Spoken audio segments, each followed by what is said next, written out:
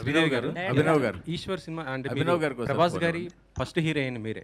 అవునండి. ఇప్పుడు ప్రభాస్ గారు ప్యాన్ ఇండియా స్టార్. మళ్ళీ ఒకసారి ఆయనతో యాక్ట్ చేయాల్సి వస్తే ఎలాంటి క్యారెక్టర్ కోరుకుంటారు ఏంటి? ప్రభాస్ గారి గురించి ఒక మాట చెప్పాలంటే ఏం చెప్తారు? రెండు. ప్రభాస్ గారు ఈజ్ అ డార్లింగ్. అందరూ పిలిచేదే. ఇప్పుడు కాదు, ఫస్ట్ ఫిలిం నుంచే. సో ఈశ్వర్లో మా జర్నీ స్టార్ట్ అయినప్పటి నుంచి అప్పుడు ఎలా ఉన్నారు, ఇప్పుడు కూడా ఆయన అలానే ఉన్నారు, కొంచెం కూడా మారలేదు. So very very happy for him. డెఫినెట్గా మళ్ళీ మేము కలిసి చేస్తే చాలా బాగుంటుంది.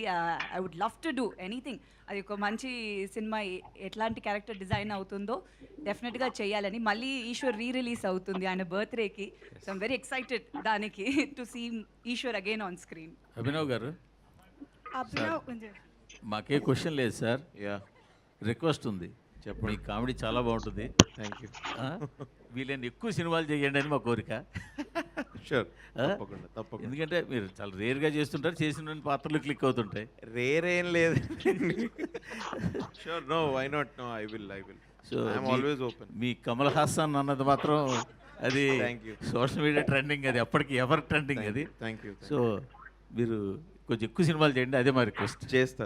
సార్ నా దగ్గర క్వశ్చన్ ఉందండి అభినవ్ కమల్ హాసన్ గారు. చెప్పండి.